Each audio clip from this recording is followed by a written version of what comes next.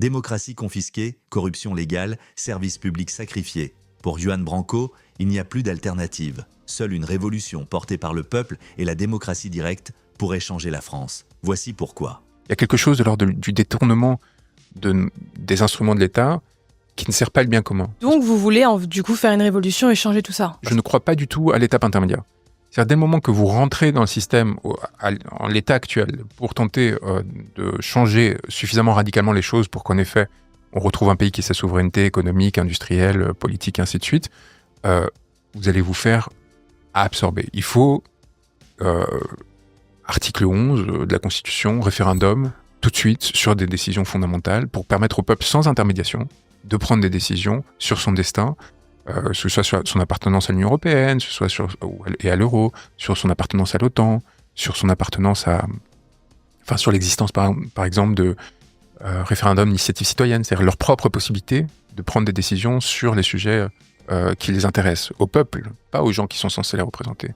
En 2025, la démocratie représentative avec des assemblées élues comme on le sait, avec le fonctionnement que l'on connaît aujourd'hui, ça semble quand même relativement archaïque au regard des moyens qu'on a pour pouvoir directement se prononcer sur des questions. Même si les partis travaillent ensemble. Parce que, par exemple, je prends un exemple assez récent, mais en Italie, il y a eu quand même une coalition des droites. Donc oui, c'est sûr que l'État n'est pas parfait, mais c'est déjà beaucoup plus stable et ça va déjà mieux qu'avant. Mais moi, là, on s'adresse à notre auditoire de droite ou d'extrême droite, c'est l'exemple parfait pour comprendre ce que le RN va faire s'ils arrivent au pouvoir. Ça aurait pu être une coalition de gauche. Hein. J'ai juste pris un exemple concret d'Italie. Là, je prends cet exemple, mais c'est-à-dire qu'on a des gens qui se prétendaient anti-européistes au sens de l'Union européenne, qui se prétendaient donc souverainistes et ainsi de suite. Et qu'est-ce qu'ils font ? Ils se surintègrent à l'Union européenne, ils deviennent atlantistes, c'est-à-dire complètement adoptant les positions des États-Unis sur le conflit russo-ukrainien et ainsi de suite. C'est-à-dire qu'ils abandonnent complètement les positions qu'ils avaient quand ils étaient dans l'opposition. Oui, mais peut-être pour prendre d'autres priorités. D'accord, très bien. Mais dans ce cas-là, on se pose la question de l'utilité de notre vote et du sens. Moi, je pense sincèrement qu'il faut donner des instruments de contrôle au peuple. C'est-à-dire qu'il faut qu'il y ait des échelons intermédiaires. Encore une fois, la politique, c'est fondamentalement ennuyeux. La politique au sens de la gestion quotidienne d'une cité. Enfin, c'est prendre tous les jours. Moi, je fantasme pas d'être Premier ministre parce que ça doit être horriblement saturant. C'est-à-dire, vous devez prendre des dizaines de décisions tous les jours sur des sujets extraordinairement techniques. Vous passez votre journée dans des notes parce que vous n'avez pas le temps. Et quand vous avez le temps, c'est dans des visites complètement mises en scène. Puis après, il faut que vous fassiez des dîners en ville pour essayer d'avoir des soutiens, que ce soit économiques, oligarchiques ou je sais pas quoi. C'est des vies qui sont infernales. C'est pas mal que ça existe parce que ça nous permet de vivre réellement, vous voyez, de construire des choses, d'être créatif, que ce soit dans l'entreprise, dans l'art, de penser, ça me dérange pas. Par contre, il faut qu'on ait des moyens qui nous permettent de reprendre le contrôle à chaque fois qu'on sent qu'il y a une dérive. Je vous donne un exemple, les Gilets jaunes naissent à cause de la taxe carburant, on va pas revenir dessus, mais aussi réagissent très vite à la privatisation prévue des aéroports de Paris, qui était censée rapporter 10 milliards d'euros. Ce qui apparemment était une priorité extraordinairement importante en ce qui concernait les finances publiques, les besoins d'investissement et ainsi de suite. 1000 milliards d'euros plus tard dépensés vraiment n'importe comment pendant la crise Covid, sans aucun fléchage, sans grands investissements, sans tout ce dont la France aurait besoin pour un peu renaître de ses cendres. On comprend bien que la réalité des objectifs qui étaient poursuivis par nos dirigeants n'était pas de récupérer 10 milliards d'euros parce que c'est important pour la dette publique, ainsi de suite. La réalité, c'était que ça allait permettre de faire des commissions à travers les banques d'affaires et ainsi de suite, et de faire tourner le petit Paris et la corruption qui l'alimente. La corruption légale. C'est pas une corruption au sens... c'est une corruption légalisée. C'est d'ailleurs le sens du... Corruption légalisée. Oui, c'est la phrase de Crépuscule qui est souvent mal interprétée, qui consiste à dire « ils ne sont pas corrompus, ils sont la corruption ». Et les gens souvent l'interprètent pour dire « ils sont tous corrompus ». Ce qui n'est pas ça. Ce qui est de dire, en fait, ils ont réussi à faire que la corruption devienne quelque chose de légal, et donc pas au sens définissable du terme de la corruption, au sens légal du terme de la corruption. Et à Paris, il y a des dizaines de milliers de personnes qui vivent de ça, y compris d'ailleurs les journalistes qui travaillent pour des rédactions qui aujourd'hui sont entre des mains d'individus qui ont des intérêts liés à l'État. Il n'y a pas une des personnes, que ce soit Rodolphe Saadé, Drahi, ainsi de suite, qui n'ait pas fait sa fortune grâce à ses liens avec l'État. Soit parce qu'ils sont des opérateurs téléphoniques et qu'ils ils ont besoin de licences d'État pour opérer. Parce que le marché de la téléphonie en France, c'est un oligopole. C'est normal qu'ils dépendent de l'État, non ? Non, ce qui n'est pas normal, c'est qu'ils achètent des médias pour avoir de l'influence sur les politiciens, pour avoir accès soit à des marchés d'État, soit à des faveurs de l'État sous forme de licence, ainsi de suite. C'est ça, c'est le fonctionnement c'est le jeu circulaire. du capitalisme. Non, c'est le jeu du capitalisme d'État à la française. Où en fait, Est-ce que c'est pas pareil ailleurs ?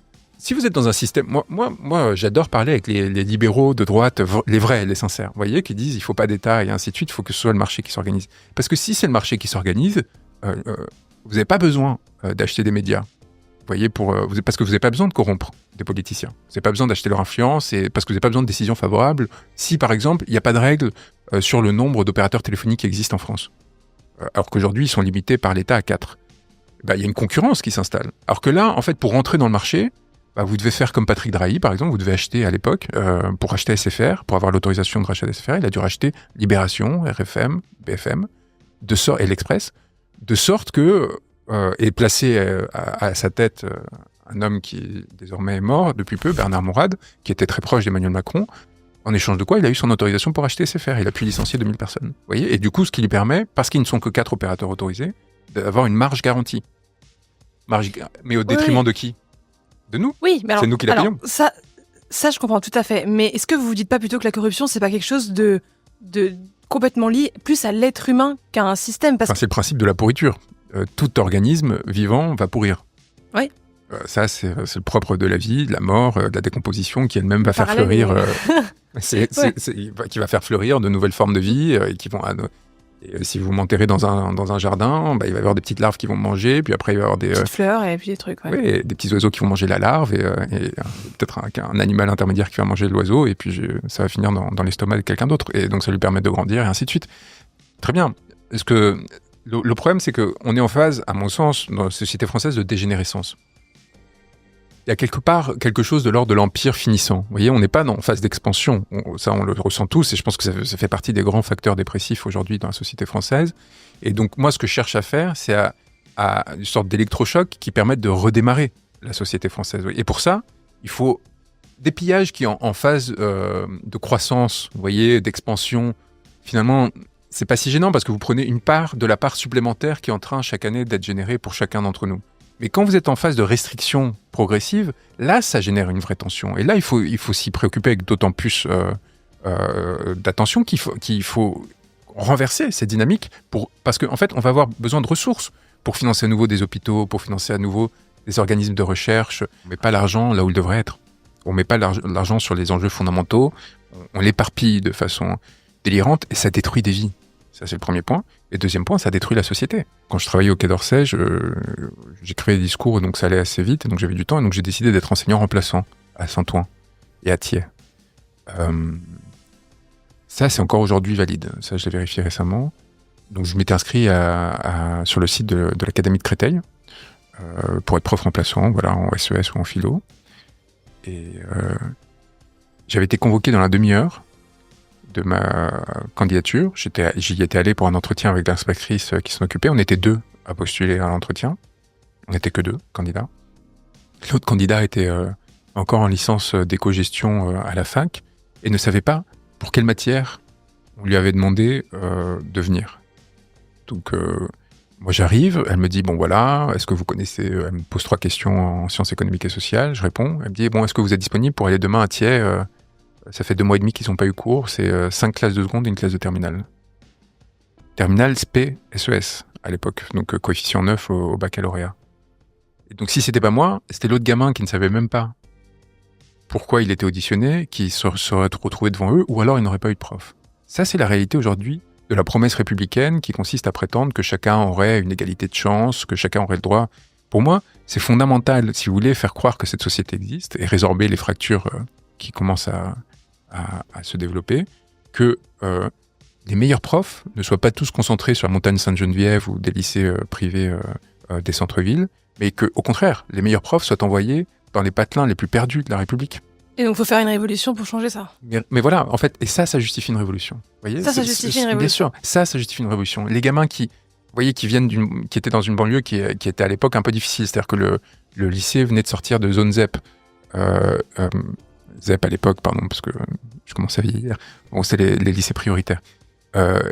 Donc qui en général, théoriquement, sont un peu agités. Je n'ai pas entendu une mouche voler, tellement ils étaient terrorisés, parce que je récupérais ceux qui étaient en terminale. C'est-à-dire ceux qui avaient, en terminale générale, qui avaient fait l'effort de s'extraire de tous les conditionnements sociaux. Et ça, en termes statistiques, ils étaient minoritaires dans leur classe d'âge, de très loin. Et donc ils avaient fait tout ça pour se retrouver depuis 3 mois sans cours. Et donc en fait, en train de se voir obérer leur destin. Il n'y avait pas l'hypothèse de la rigolade un instant. Ils étaient en panique, en fait. Donc on fabrique du traumatisme, et on fabrique du dégoût, et on fabrique des envies de révolution. Et vous, croyez-vous encore au changement dans le système actuel? Ou pensez-vous, comme Juan Branco, qu'il faut tout changer? Dites-le en commentaire, abonnez-vous pour d'autres extraits chocs.